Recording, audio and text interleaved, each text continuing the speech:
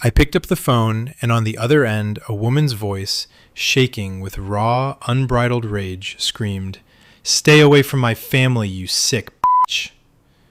My heart hammered against my ribs, but the words weren't for me. They were a message, left just moments before on our answering machine, for my mother. And it was just the beginning. How did a woman, once the warm, vibrant heart of our home, descend into a spiral of paranoia so deep that it threatened to tear our entire family apart, piece by agonizing piece? Because when the police car finally pulled up to our driveway, its flashing blue and red lights didn't just illuminate our house. They shone a harsh, unforgiving spotlight on a truth so painful, I wasn't sure any of us would survive it. I never thought my life would become a constant tightrope walk across a chasm of fear and uncertainty. At 19, I was supposed to be figuring out university, maybe navigating the awkwardness of first relationships, chasing some semblance of a normal future. Instead, my days were consumed by an invisible enemy, a malevolent force that had taken root in my own mother's mind, twisting everything we knew and loved beyond recognition. She suffered from paranoid psychosis, a diagnosis that felt too clinical, too cold for the inferno raging within her.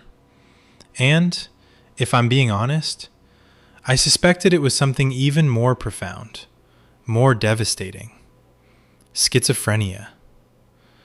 The words themselves felt like heavy stones in my mouth, truths too heavy to bear, yet too urgent to ignore. It wasn't a sudden onset. Her struggles had been a shadow lurking in the periphery of my childhood for as long as I could remember. Delusions, paranoia, the crushing weight of depression that had once led to a suicide attempt, these were the monsters under our family bed, ones we'd learned, somehow, to live with. We'd developed our own coping mechanisms, our own silent language of vigilance and preemptive comfort, but nothing, and I mean nothing, could have prepared us for the storm that was gathering, a tempest that threatened to rip our entire world from its foundations. The worst part? My mum, the woman who had nurtured me, who used to sing off-key lullabies and whose laughter once filled our kitchen, had relapsed.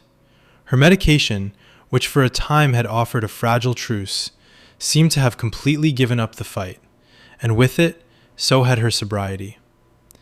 Alcoholism, a demon we thought we'd banished years ago, clawed its way back, dragging her deeper into the abyss, blurring the lines between reality and the terrifying landscapes of her mind. The system, the very one that was supposed to protect and heal, felt like it was failing her, failing us, every single day. There were appointments, phone calls, promises of help, but it always felt like we were just one more number in a vast, indifferent, bureaucratic machine. The latest delusion, the one that had truly set this current chain of events in motion, was perhaps the cruelest. My mum had become utterly convinced that my dad was having an affair. And not just any affair, but with a woman she'd fixated on, a name she'd dredged up from some dark corner of her memory. One of my old high school bullies. The irony was a bitter pill. My dad had never even met this woman.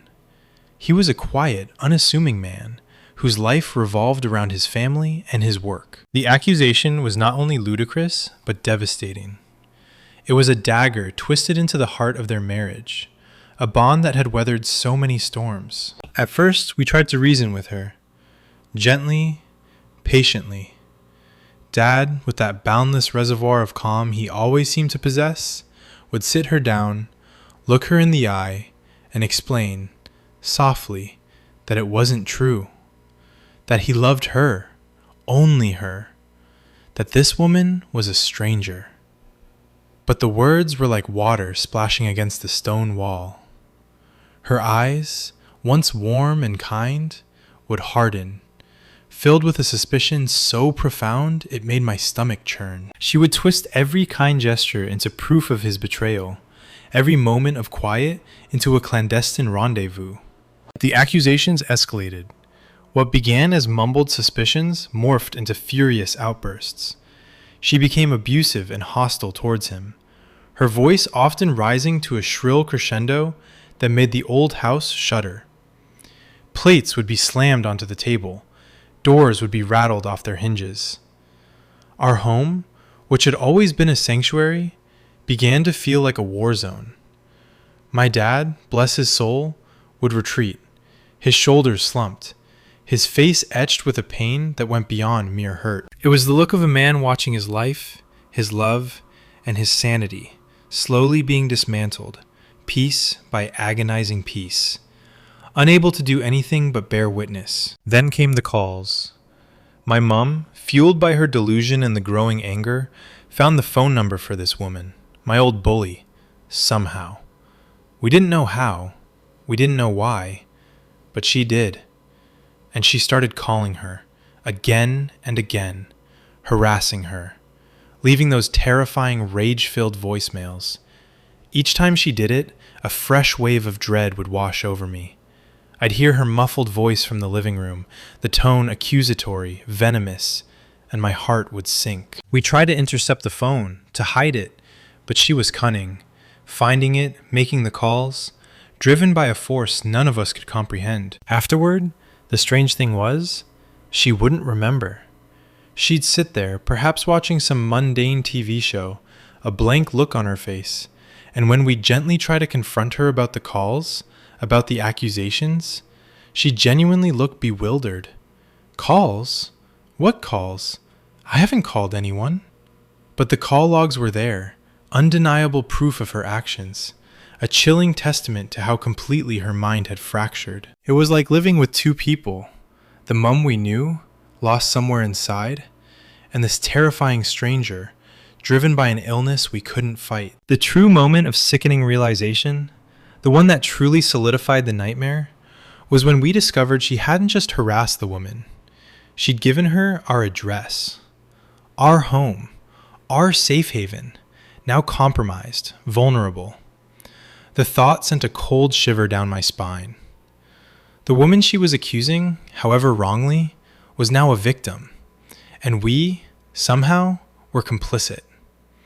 The feeling of helplessness was overwhelming, a suffocating blanket. And then, yesterday, the knock came. It was sharp, authoritative. My stomach dropped like a stone. I knew instantly. A police officer stood on our porch, his uniform crisp, his expression unreadable but firm. The bully, and her husband, had finally had enough. They'd filed for harassment charges. The words hung in the air, heavy and inescapable, like a death knell. My mum, seeing the officer, immediately had a full-blown breakdown. She crumpled, sobbing, accusing, retreating into herself. He was patient, professional, doing his best to explain the situation, to get her to understand the gravity of it all. He asked her to sign some papers, to acknowledge the charges, but she simply wouldn't. She refused to admit guilt, refused to engage with the reality that her mind couldn't process. The officer, a kind-faced man, tried everything. He spoke softly, he tried to reassure her, he explained the legal ramifications with a sympathetic tone, but he couldn't get through. It was like watching someone try to reason with a brick wall. Her paranoia, her fear, her delusion had built an impenetrable fortress around her mind. He eventually turned to my dad and me, his voice lowered, a heavy sigh escaping his lips. He said he understood it was a difficult situation, that he could see the struggle, but the law was the law, and if the charges weren't dismissed, if she continued to refuse to cooperate, he might have no choice. He might have to arrest her. On Wednesday, the word hung in the air, a final, crushing blow. Arrest. My mother. Since that day, the air in our house has been thick with unspoken grief, a suffocating silence punctuated only by the occasional muffled sob from my mum's room or the clinking of bottles. My mum won't talk to me. She barely acknowledges anyone, existing in her own terrifying world, occasionally emerging to level another baseless accusation at my dad, or simply stare blankly into space. My 17-year-old sister, bless her heart, has always been sensitive and this latest nightmare has pushed her to the brink. Her depression, a quiet demon she's battled for years, has worsened dramatically. I found out, in the most gut-wrenching way possible, that she'd posted on r/suicide watch. The sight of her username, her plea for help laid bare for strangers on the internet, hit me like a physical blow. It was the final straw.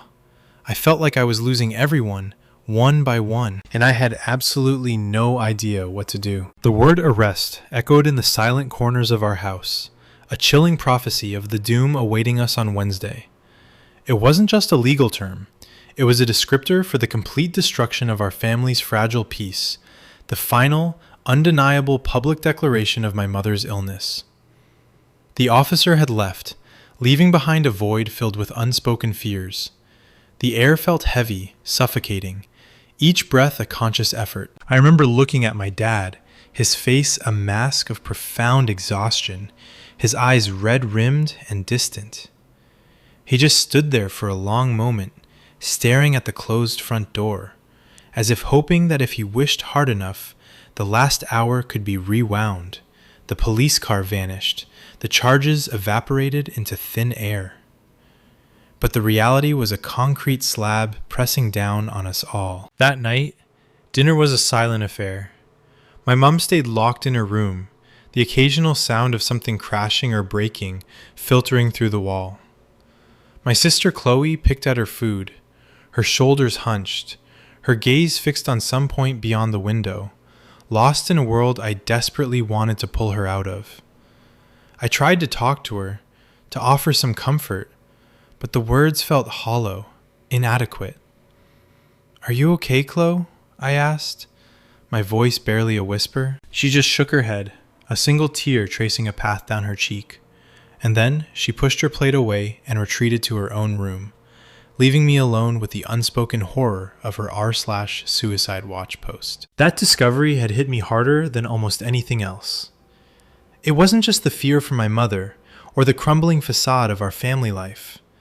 It was the crushing guilt that I, her older brother, hadn't seen how deep her pain ran, that she had felt so utterly alone she'd turned to strangers on the internet.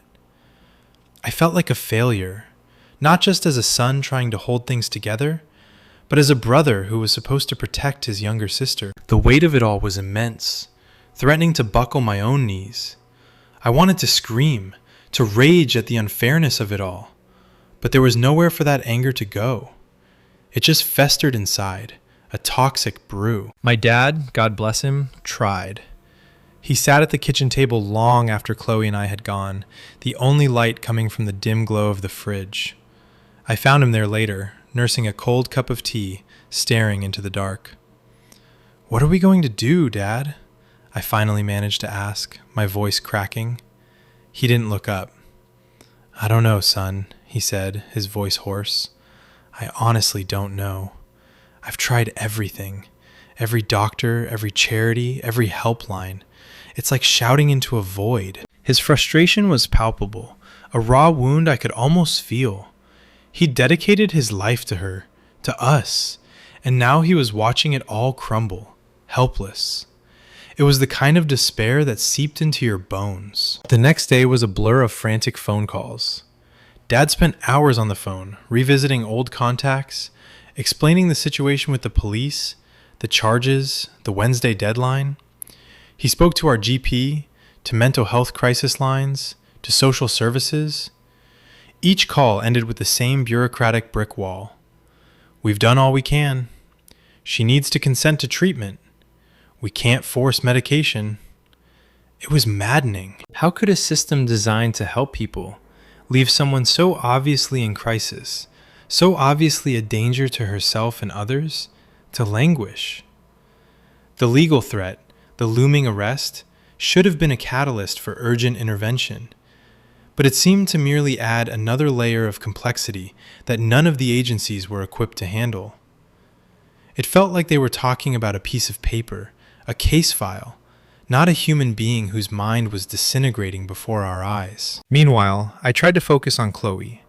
I sat outside her room, listening to the muffled sounds of her crying, the occasional sigh that seemed to carry the weight of the world. I slipped notes under her door, offering to just sit with her, to watch a movie, to talk about anything she wanted. Sometimes she'd open the door a crack, her eyes swollen and red, and just shake her head. The silence from her was louder than any scream. I felt the sharp pang of failure again. How could I help her when I was drowning myself? My mum, for her part, seemed to retreat further into her delusion. She'd occasionally emerge from her room, her hair disheveled, her eyes darting around like a cornered animal.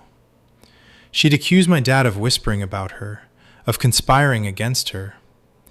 Her words were laced with a venom that was completely alien to the woman she once was. One afternoon, she cornered me in the hallway, grabbing my arm with surprising strength. "You're taking his side, aren't you?" she hissed, her breath smelling faintly of alcohol. "You think I'm crazy. You all do. But I know what's happening. I know he's with her." Her grip was tight, her eyes wide with a terrifying certainty. I just stood there, trying to be calm, trying to detach myself from the irrationality. But inside, I was screaming. This wasn't my mum.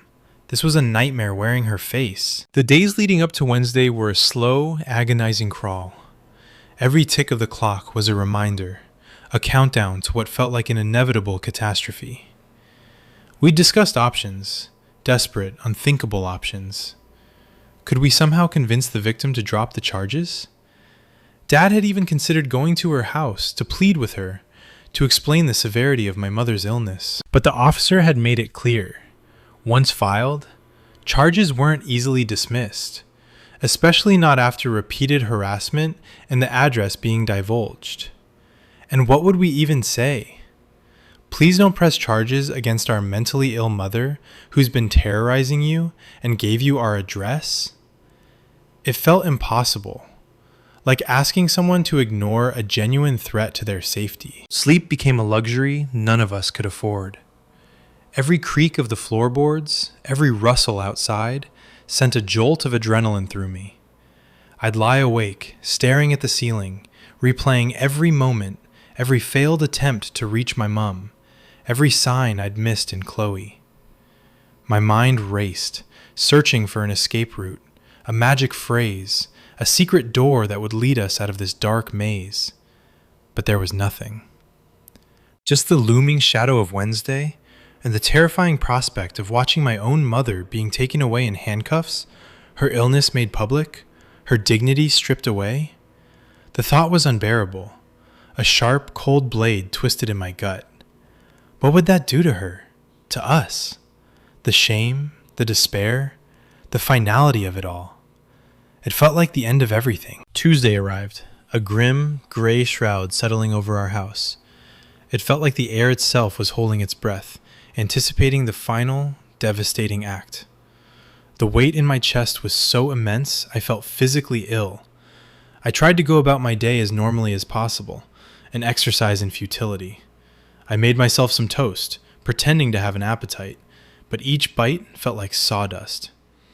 My dad was already on the phone, again, his voice a low, gravelly drone. He was talking to a solicitor now, someone recommended by a distant relative, a last-ditch attempt to understand the legal labyrinth we were trapped in. The solicitor's advice was stark. If she refused to cooperate, if she wouldn't sign anything, an arrest was highly probable. There was talk of sectioning her under the Mental Health Act, but even that required a specific set of circumstances, usually involving a direct and immediate threat to herself or others that allowed for involuntary detention.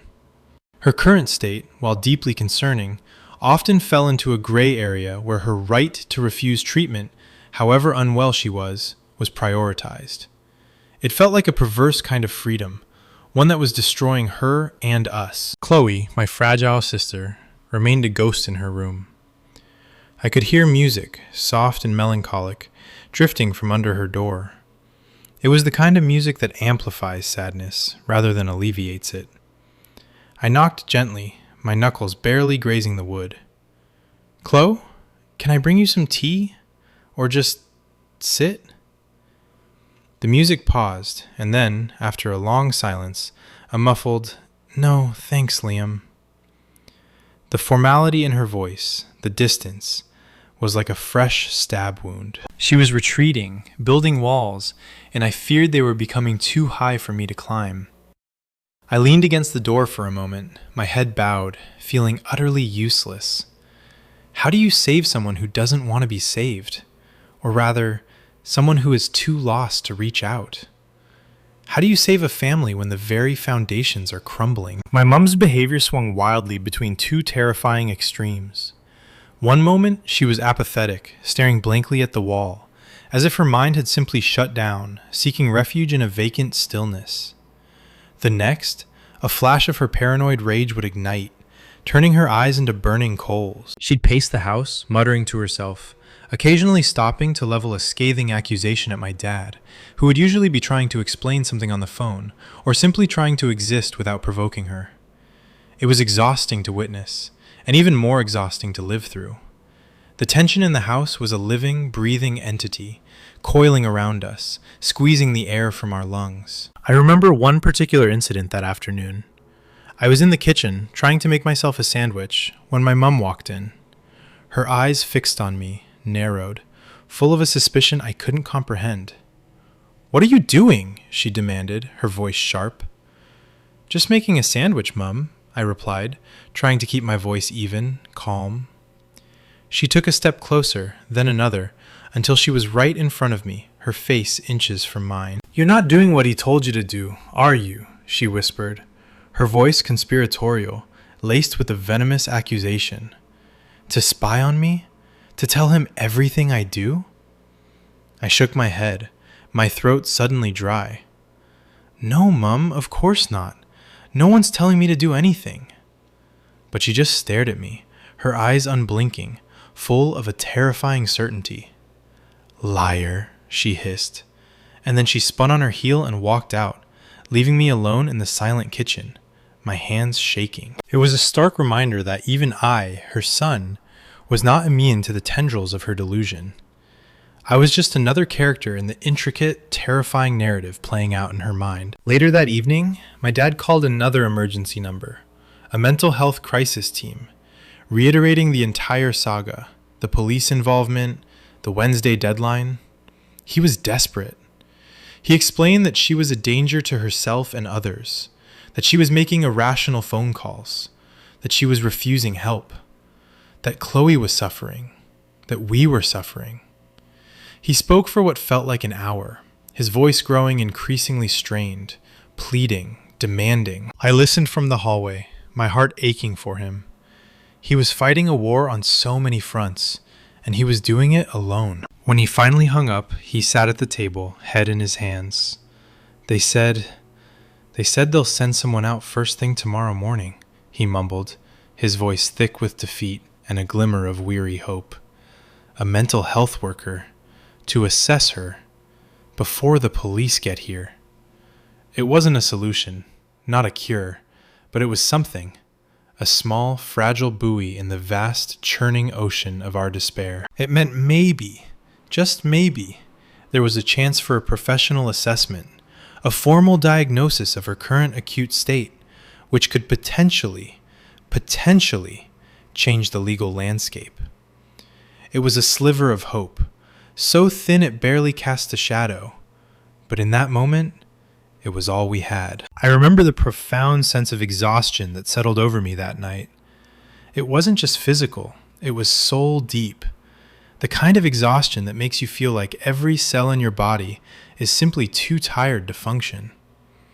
I lay in bed, staring at the ceiling, picturing the mental health worker, then the police officer, then my mom being led away. The images flickered through my mind, each more horrifying than the last. I worried about Chloe, about what this would do to her already fragile state. I worried about my dad, who was carrying the weight of the world on his shoulders. And I worried about my mum, the woman I loved, lost in a darkness so profound it felt irreversible. The silence of the house was punctuated only by the distant hum of traffic and the frantic beating of my own heart. I kept thinking about the innocent woman my mum had harassed, the victim of a mind unraveling. I understood why she'd pressed charges. It was completely rational from her perspective. But the consequences for my mum, for us, were catastrophic. There was no easy answer, no clear villain, no simple solution, just a tangled mess of illness, law, and human suffering. And tomorrow, Wednesday, was the day it would all come to a head. I closed my eyes, praying for a miracle, knowing in my gut that none was coming. Wednesday dawned, not with a bang, but with a sickening quiet. The kind of quiet that precedes a storm, a stillness pregnant with impending disaster. I woke before my alarm, the dread a physical knot in my stomach. The first light of day filtering through my curtains seemed unusually harsh, highlighting every imperfection, every dust motes dancing in the air, a metaphor for the raw, exposed state of our lives. I got up, my movements slow and deliberate, as if each step required immense effort. The house was unnaturally still, amplifying the frantic rhythm of my own heart. I found my dad in the kitchen, already up, staring out the window with that same vacant, weary look. He had a mug of cold tea in his hand, untouched. "Any word?" I asked, my voice barely a whisper, not sure what I was even asking for. "No," he said, without turning. "The mental health team, they're supposed to be here first thing." He emphasized the words with a bitter sarcasm that was unlike him. But first thing could mean anything. His frustration was a palpable shroud around him. The waiting was agony, stretching every nerve, every sinew. My mom was still in her room, the door closed. We could hear her sometimes, pacing, muttering, but mostly silence. Chloe, predictably, remained hidden behind her own door. The thought of her in there, alone with her despair, gnawed at me. I wanted to break down her door, to scoop her up, to tell her everything would be okay, even though I knew it was a lie. But I couldn't. I was paralyzed by my own fear, by the sheer enormity of the situation. Around 9 a.m., the doorbell finally rang. It was a soft, almost timid sound, but it exploded in the silence of our house like a gunshot. My dad and I exchanged a quick, terrified glance. We both knew it could be either the mental health team or the police. We held our breath. My dad walked to the door, his steps heavy, and peered through the peephole. He let out a long, slow sigh of relief, then opened the door. Standing on our porch were two women. One was dressed in smart, business-casual attire, holding a clipboard, the mental health social worker. The other was a younger woman, dressed in scrubs, carrying a medical bag, a mental health nurse. They introduced themselves, their voices calm and professional, but their eyes held a weariness that told me they'd seen it all before. My dad ushered them in, explaining in hushed tones the situation, the police deadline, the desperation. They listened intently, nodding, taking notes. The next hour was a delicate dance, a tightrope walk between intervention and respecting my mother's autonomy, however compromised. They asked to speak with my mom. My dad went to her door, gently knocking, explaining that some people were here to talk, to help. Her response was a sharp, angry bark from inside. "I don't need help. They're all in on it. Get out!" It was classic paranoid psychosis, the illness rejecting the very hand that tried to offer aid. The social worker, a woman with kind eyes and a steady voice, tried to speak to her through the closed door, explaining who they were, what their purpose was, trying to build a bridge of trust. But my mom wouldn't budge. She accused them of being spies, of being sent by him, my dad, to commit her, to silence her.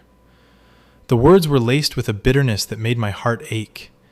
It was her illness speaking, but it still felt like a personal rejection. After several failed attempts, the social worker looked at my dad, her expression sympathetic but firm. "We can't force her, Mr. Campbell. Not without a direct and immediate threat of harm to herself or others that we can witness." She explained that while my mom's behavior was clearly concerning, her refusal to engage, without active self-harm or aggression directed at them, meant their hands were tied for involuntary intervention under the Mental Health Act. They couldn't simply section her because she was ill and facing charges. It had to be a clear, present danger in their immediate assessment.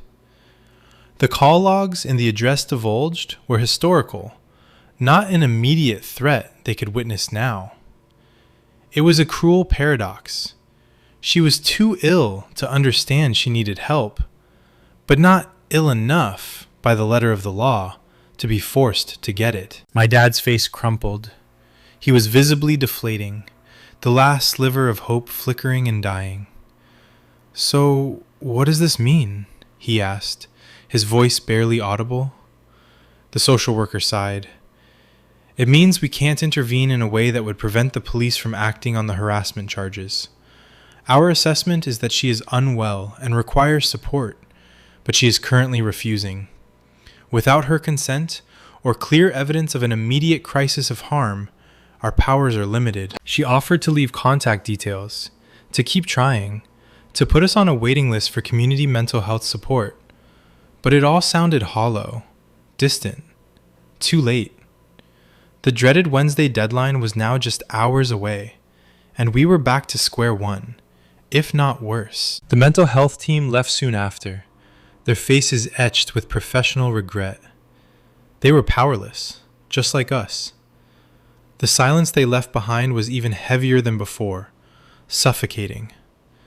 My dad sank onto the sofa, burying his face in his hands.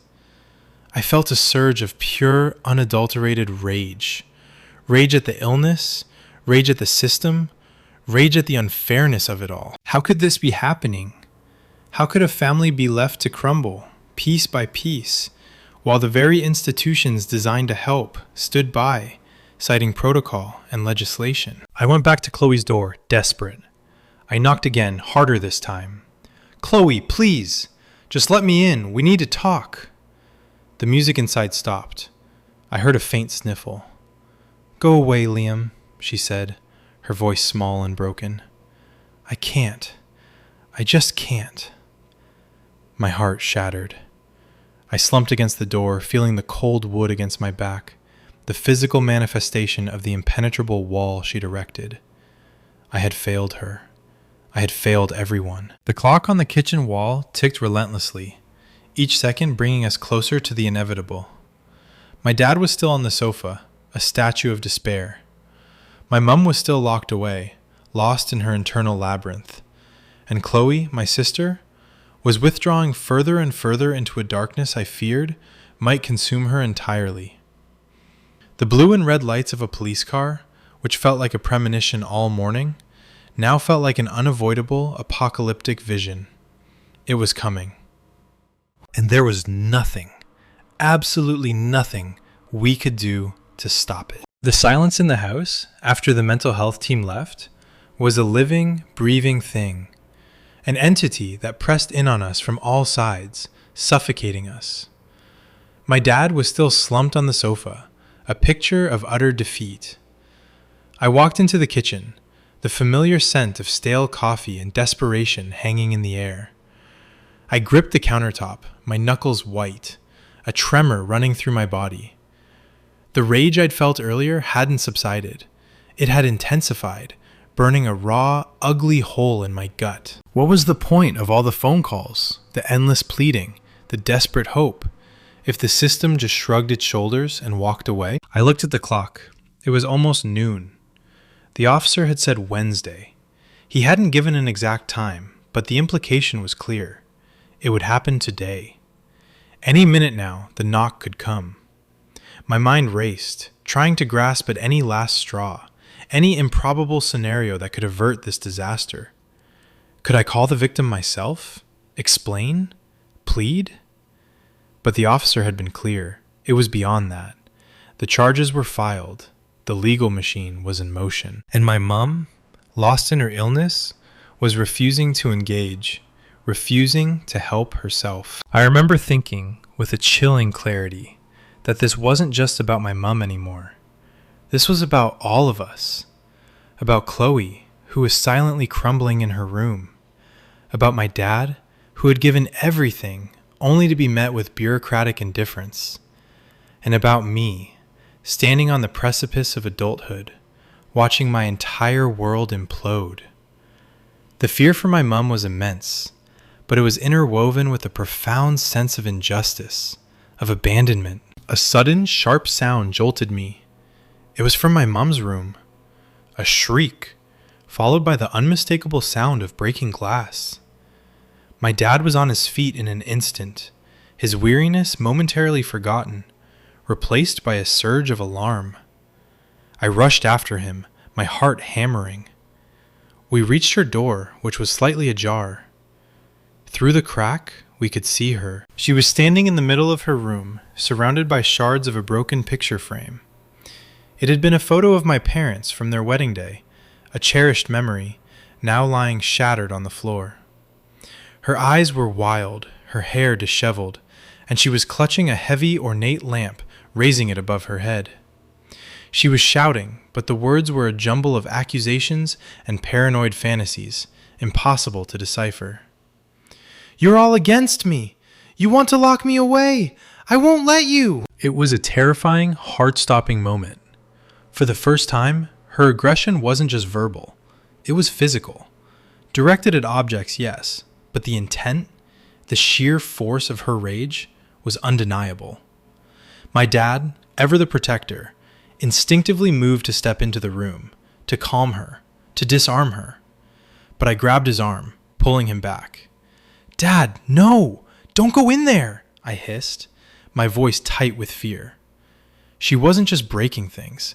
She was a danger to herself, and potentially to us. The social worker's words echoed in my head. Direct and immediate threat of harm to herself or others that we can witness. This was it. This was the immediate crisis they had talked about.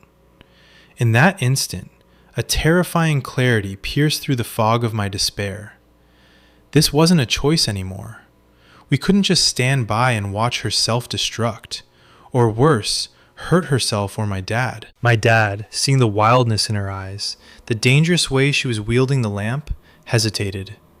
He looked at me, his face a mixture of fear, despair, and an agonizing realization. He knew I was right. We couldn't handle this ourselves. Not anymore. Not like this. "Call them," my dad said, his voice barely a whisper, thick with unspoken grief. "Call the police. Tell them what's happening now." The words felt like a betrayal, a surrender, a capitulation to the very thing we had been trying to prevent. But as I fumbled for my phone, my hands shaking, I also knew it was the only way. It was the last resort. The desperate plea for intervention, for protection, for a system that had failed us time and again, to finally do something. I dialed 999, my fingers stumbling over the numbers. The operator's voice was calm, professional, a stark contrast to the chaos unfolding in our hallway. "Emergency, which service do you require?" "Police," I choked out, "and an ambulance.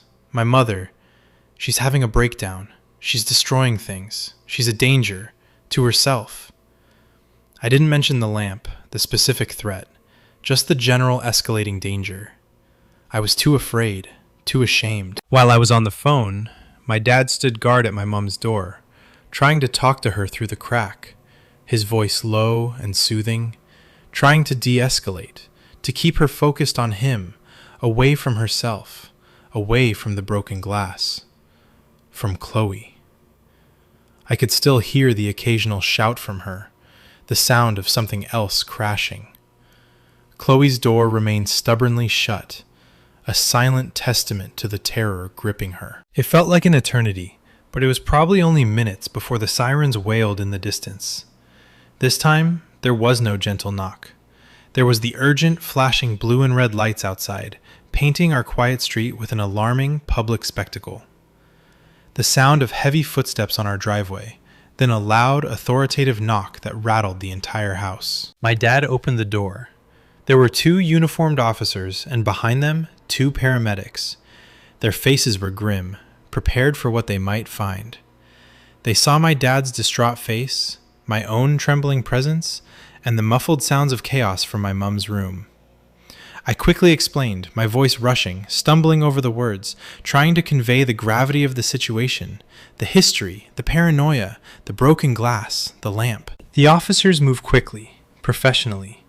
They assessed the situation, listened to our frantic explanations, and then, with a shared glance, they pushed open my mum's door fully. What followed was a blur of shouting, pleading, and the heartbreaking sight of my mum, trapped in the throes of her illness, resisting with every fiber of her being.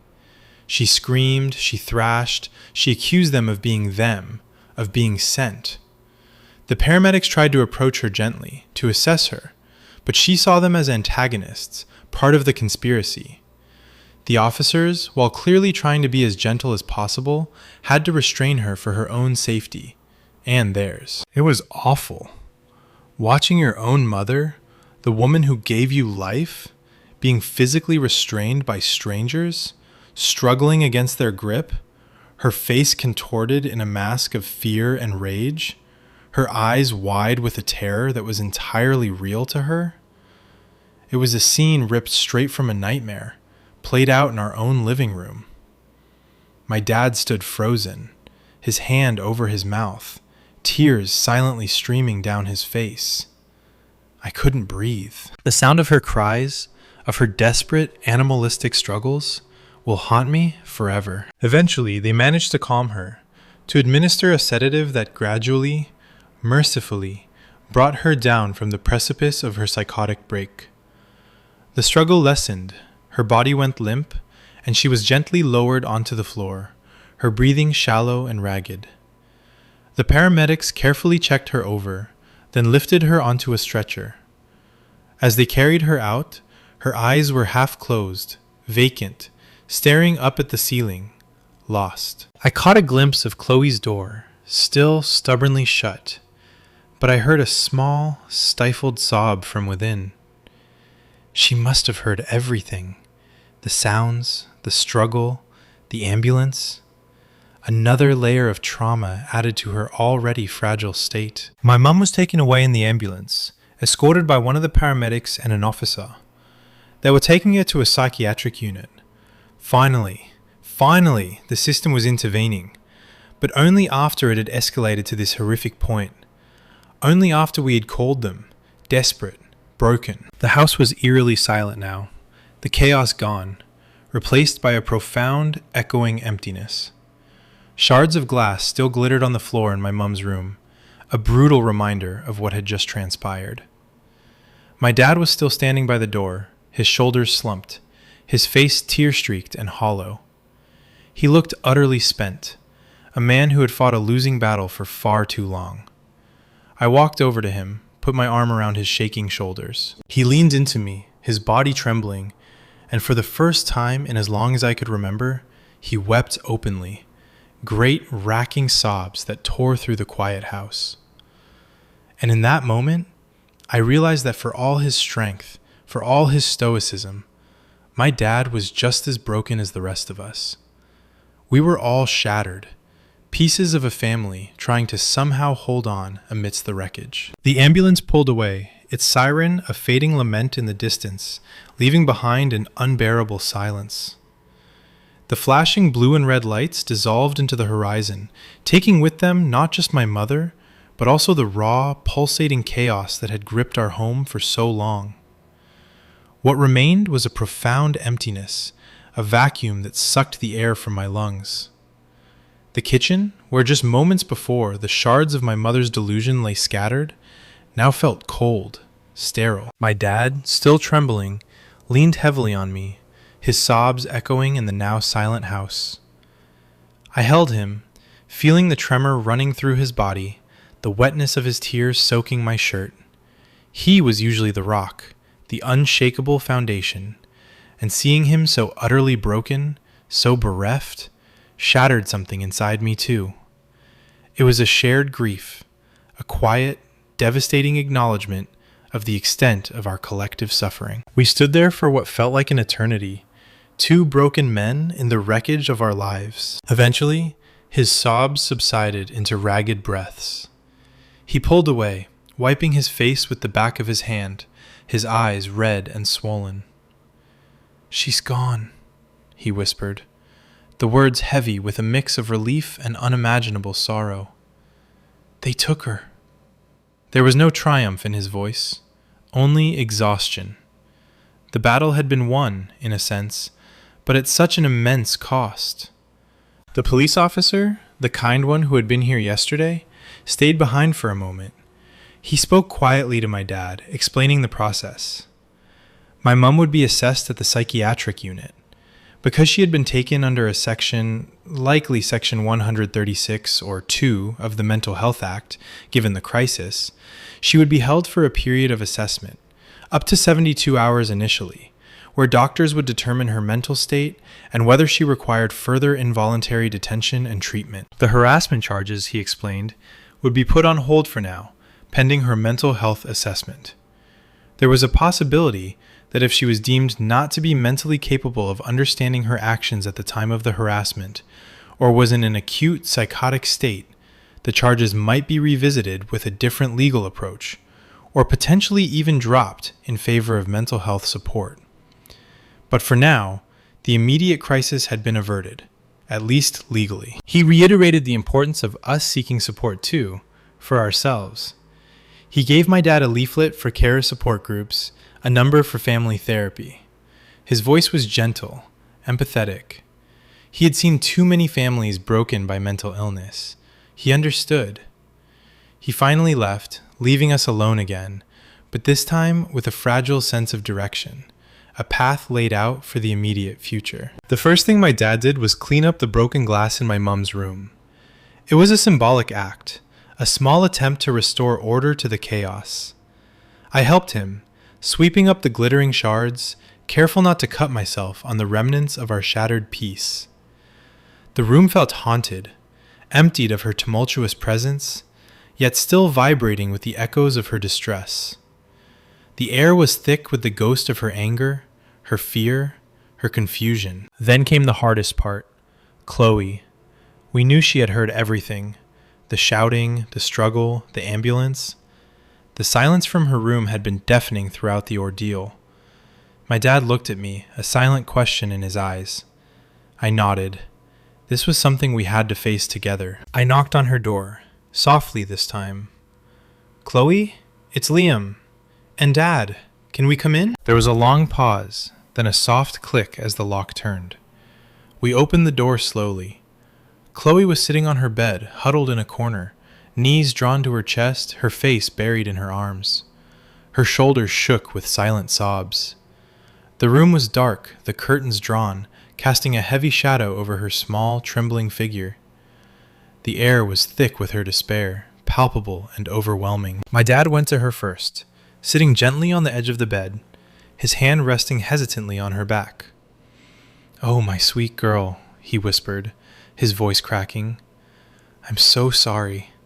I'm so sorry you had to go through that." Chloe didn't look up, but her sobs intensified. Is she gone?" She choked out, her voice muffled by her arms. "Yes, love," my dad said gently. "She's gone to the hospital, to get help, to get better." The words felt inadequate, a flimsy bandage over a gaping wound. I sat on the floor opposite them, my back against the wall, just watching, my own heart aching. I didn't know what to say, how to fix this. My earlier attempts to comfort her had failed. But seeing her so raw, so utterly broken, reminded me of the r/suicide watch post, the terrifying depth of her despair. This wasn't just about my mum's illness. It was about its collateral damage, the ripple effect that was destroying us all. After a few minutes, Chloe finally lifted her head. Her eyes were red-rimmed and swollen, her face streaked with tears. She looked utterly lost, like a child who had seen too much too soon. I can't do this anymore, Dad," she whispered, her voice barely audible. "I can't live like this." The words hung in the air, a chilling confirmation of my deepest fears. My dad pulled her into a tight hug, holding her close, rocking her gently. "I know, love, I know, but we're going to get through this, all of us, together." He looked at me over her shoulder, a desperate plea in his eyes. I pushed myself up and joined them on the bed, sitting beside Chloe, wrapping my arm around her too. We were a huddle of 3, a broken family clutching at each other in the darkness, the lingering scent of disinfectant and sadness heavy in the air. He's right, Chloe, I said, my voice rough with emotion. It's going to be different now. She's getting help, and so are we. We're going to get through this. Together. It was a promise, a vow I was making to my sister, to my dad, and to myself. We had reached rock bottom, the absolute crushing low. But perhaps, just perhaps, from this deep, dark place, we could finally begin the slow, agonizing climb back towards something resembling healing. The path ahead was uncertain, fraught with challenges, but for the first time in what felt like an eternity, we weren't just reacting to the crisis. We were taking the first tentative steps towards rebuilding. The days that followed blurred into a melancholic haze of hospital visits, hushed conversations with doctors, and the painstaking process of navigating the labyrinthine mental health system. My mom was at the psychiatric unit, a place that felt both sterile and strangely comforting in its quiet order, a stark contrast to the chaos of our home. We couldn't visit her immediately. There was a period of assessment, medication adjustments, and a slow, cautious reintroduction to reality, or at least a managed version of it. The initial reports from the unit were cautious but hopeful. Her acute psychotic state was slowly, gradually responding to new medication. The paranoia was still there, a lingering shadow, but it was less intense, less consuming. She was still struggling to process the events that led to her admission, often retreating into silence or vague, confused explanations. The doctors explained that this was normal, that it would take time for the new medications to fully stabilize her, and even longer for her to begin to understand, however partially, what had happened. They confirmed she was being formally sectioned under the Mental Health Act, which meant she would be staying for an extended period, ensuring she received the intensive treatment she desperately needed, irrespective of her consent. It was a relief, a heavy weight lifted, knowing she was finally in a place where she had to receive help. Back home, the quiet was jarring. The absence of my mom's agitated pacing, her muttered accusations, her sudden outbursts, left a void that was both peaceful and profoundly unsettling. It was the quiet of a house recovering from a storm, the debris cleared, but the scars still visible. My dad, though still visibly exhausted, seemed to breathe a little easier. The immediate pressure of the impending arrest, the constant vigilance, had lifted.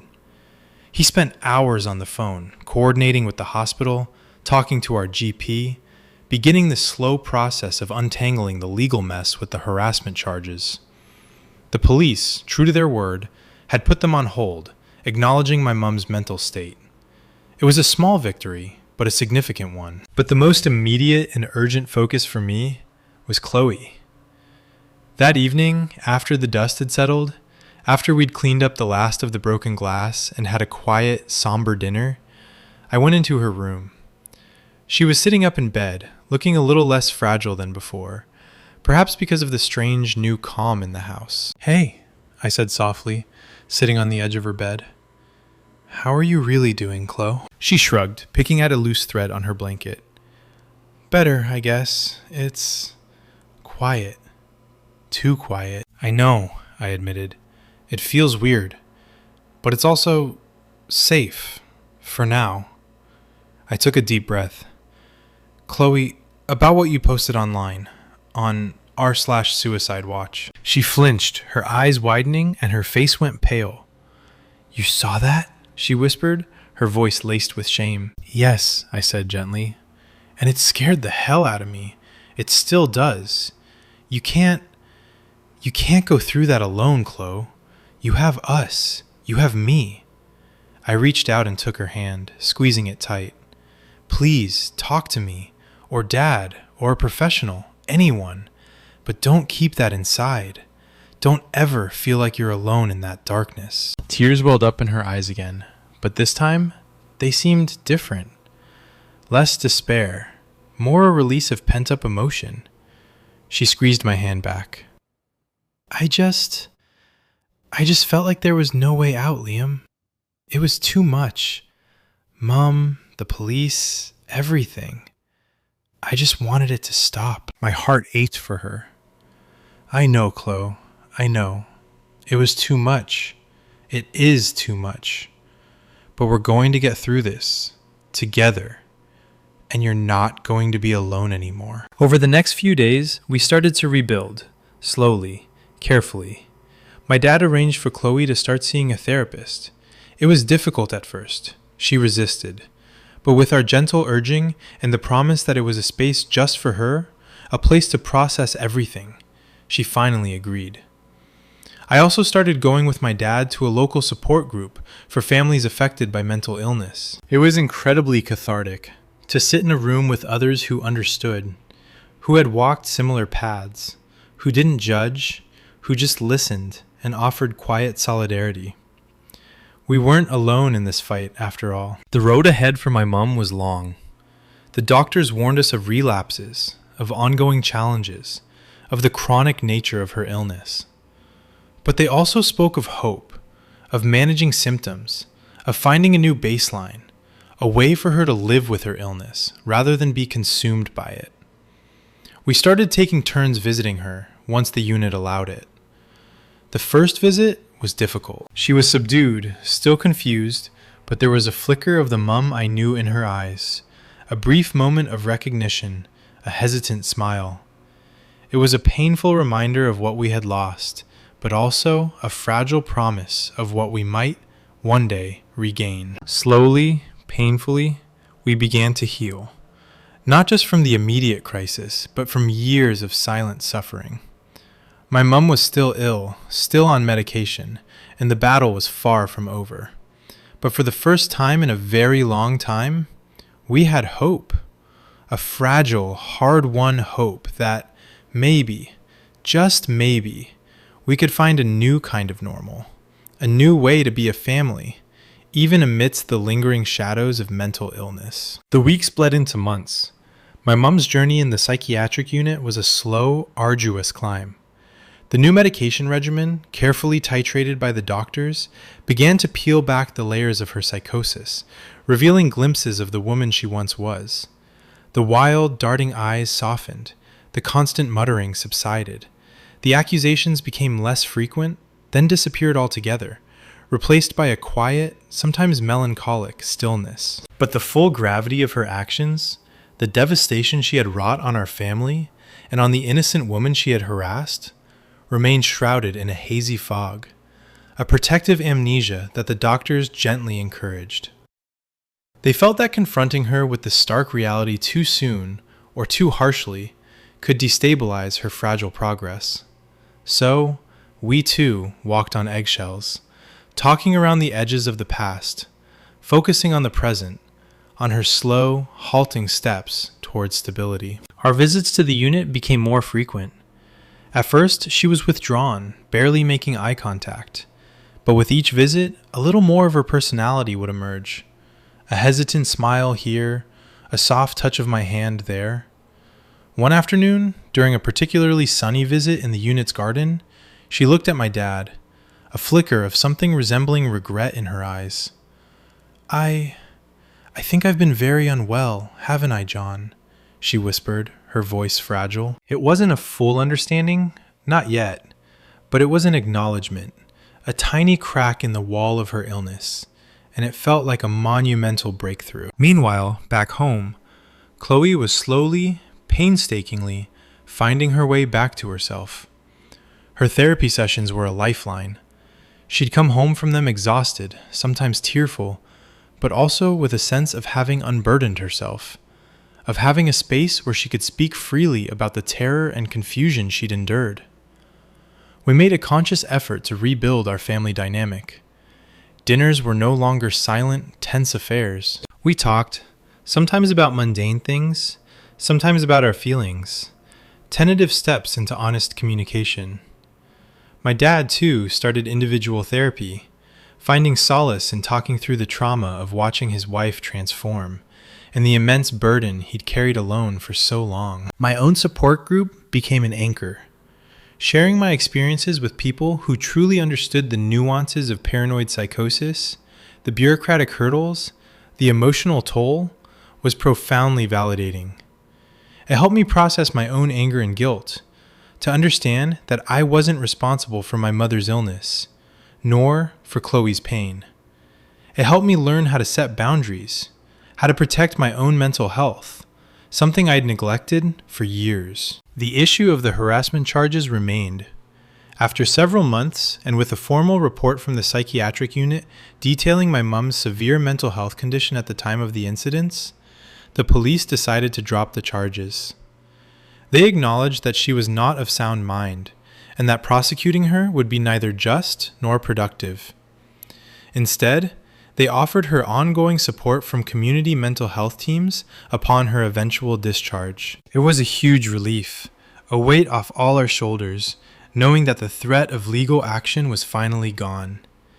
It meant we could focus purely on her recovery. As the months passed, my mom made remarkable progress. She was still on a cocktail of medications, and the doctors were clear that she would need ongoing support and careful monitoring for the rest of her life. But she was no longer actively psychotic. She was coherent, calm, and beginning to engage with her treatment plan.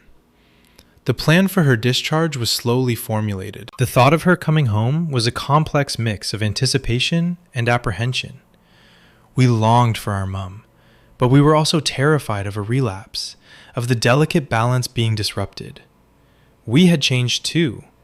We were no longer the passive observers of her illness. We had learned about boundaries, about self-care, about the importance of open communication.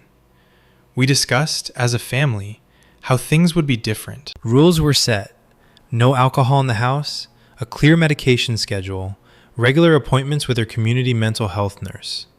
We were preparing, not just for her return, but for a new chapter in our family life, one built on fragile hope and hard-won lessons. The day she was discharged arrived, sunny and surprisingly calm. My dad and I went to pick her up. She was waiting for us, dressed in her own clothes, looking a little nervous, but also more like herself than I'd seen her in years. Her eyes, though still carrying a shadow of past suffering, were clear. We hugged her tightly, a hesitant, emotional reunion. The drive home was quiet, filled with unspoken emotions. My mom looked out the window, taking in the familiar sights, a small, sad smile on her face.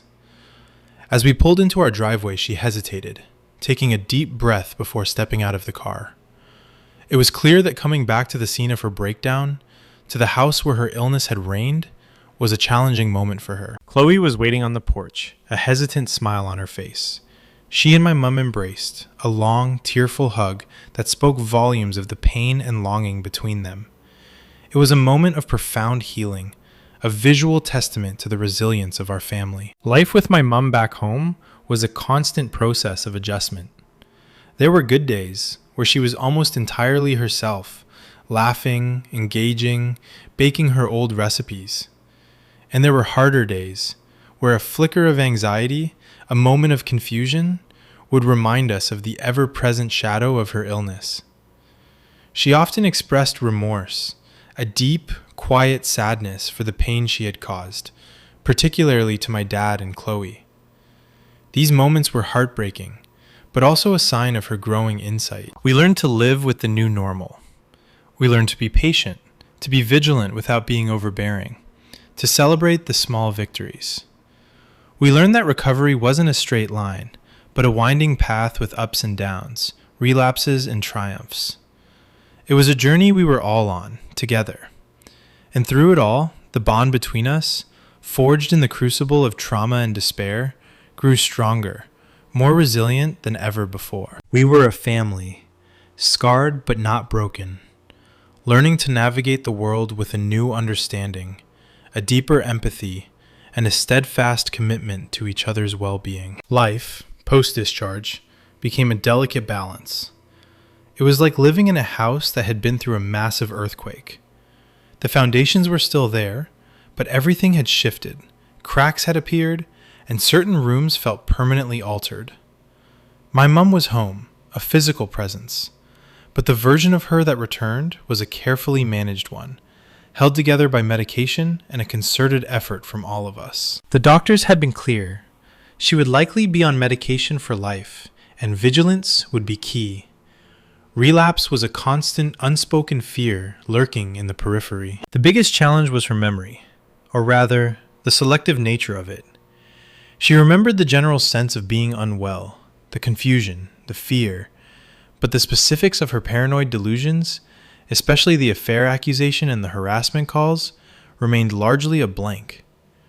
Or perhaps it was a merciful self-preservation mechanism, a way for her mind to protect itself from the unbearable weight of her actions. We as a family made a conscious decision, guided by the mental health team, not to force her to confront those specific memories. The focus was on her present stability, on rebuilding trust and a sense of safety, rather than dredging up past trauma that could trigger another episode. This meant there were conversations that never happened, apologies that were never explicitly given for the exact pain caused. My dad, ever patient, seemed to accept this. He understood it was the illness that had driven her, not her true self. He found his own peace in her current stability, in the quiet moments of shared companionship, in the simple fact that the woman he loved was no longer lost to the terrifying depths of her psychosis. The relationship was different now, gentler, more fragile, built on a foundation of care and profound understanding, rather than the passionate fire of youth. Chloe, remarkably, was thriving in her therapy.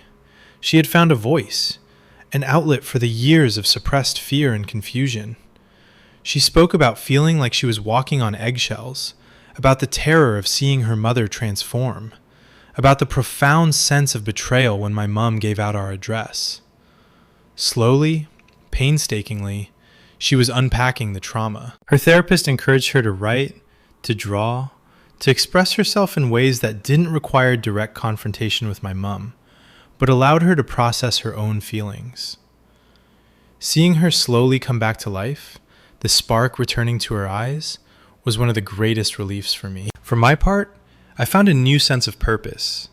The support group was invaluable, and I continued to attend regularly. It wasn't just about sharing my story. It was about learning from others, about understanding the broader landscape of mental illness, about advocating for those who couldn't advocate for themselves. I started reading everything I could get my hands on about psychosis, about schizophrenia, trying to understand the science behind the terrifying reality we had lived through. Knowledge, I realized, was a form of power, a way to reclaim some control from the helplessness I'd felt. The biggest shift for our family was the intentional cultivation of small, everyday joys. We started having family game nights again, something that had been lost for years. We went for walks in the park, enjoying the simple pleasure of sunshine and fresh air. My mom, slowly, tentatively, began to rediscover her old hobbies: gardening, painting.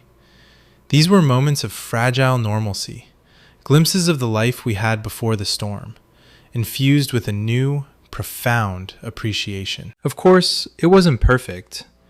There were still moments of tension, moments where the old anxieties would creep back in.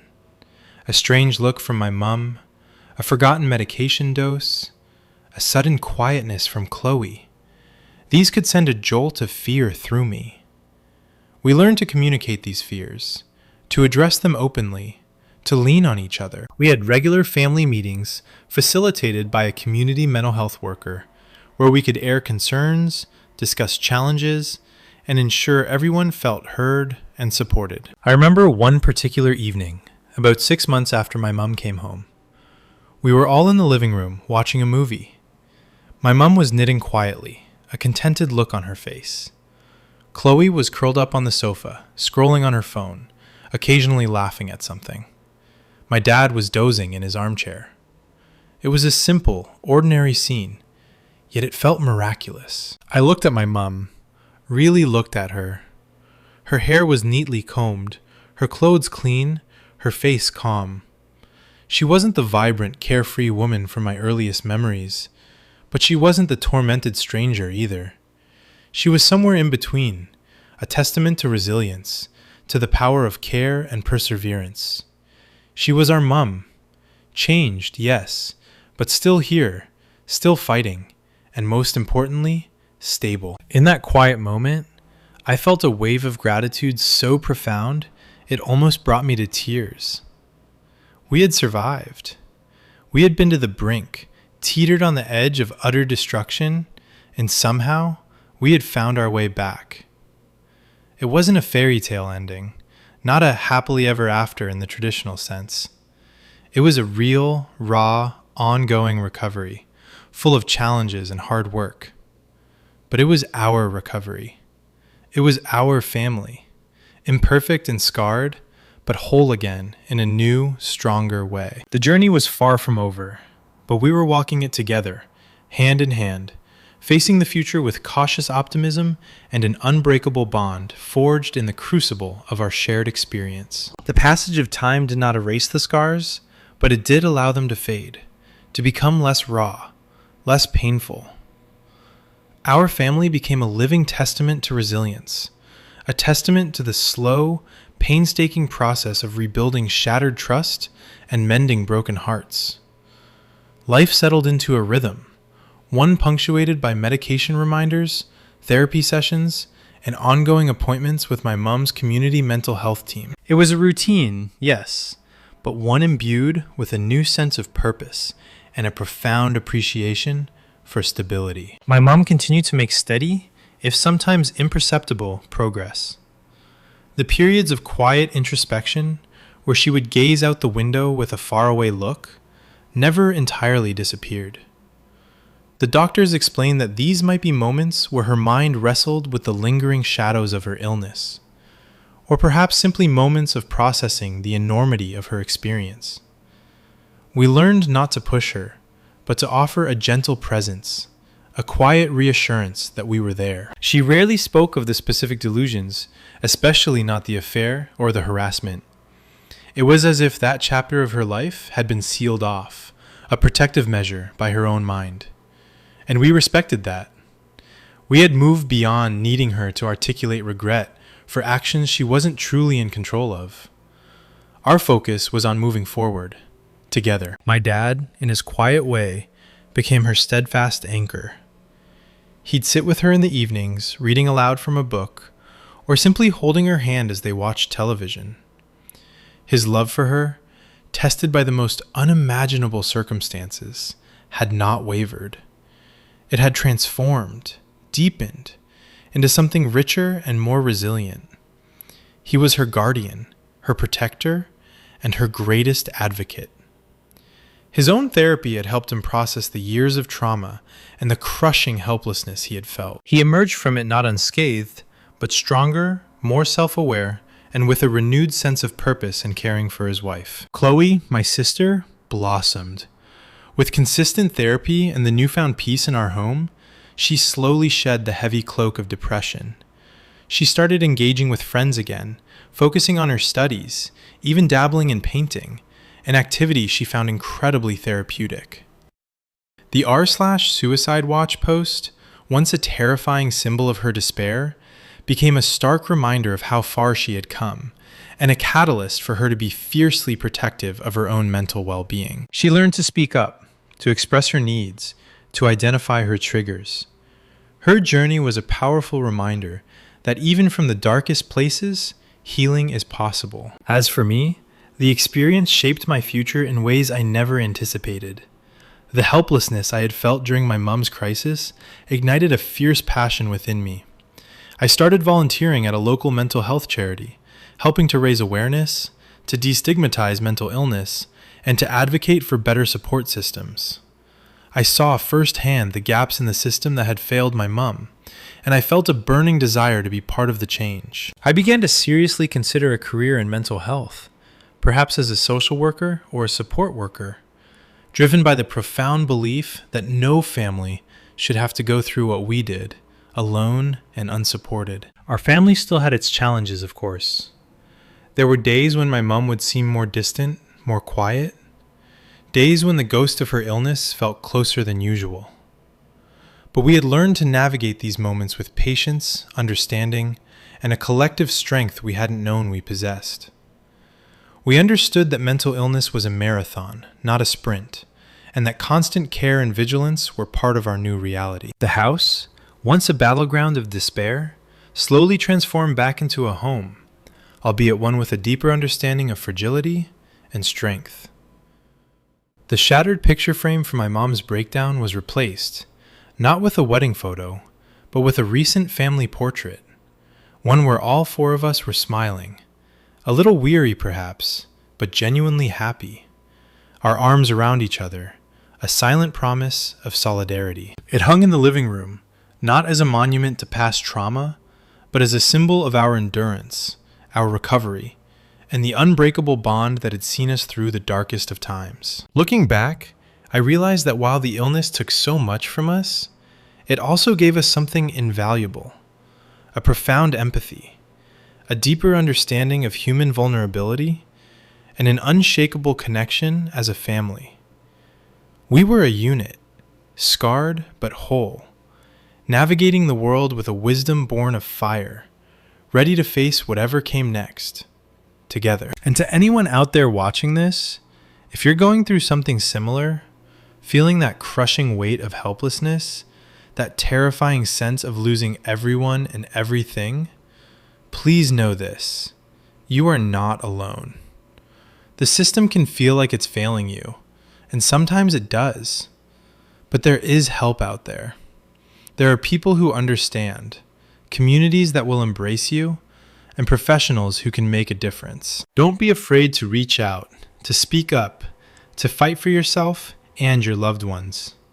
Find your support, whether it's a friend, a family member, a therapist, or a support group. Your story matters, and your healing matters. Share your experiences in the comments below. Let us know what you would have done in our situation, or if you faced similar challenges. And if you want to hear more stories of resilience and hope, don't forget to hit that subscribe button. Together, we can break the silence and stigma surrounding mental illness.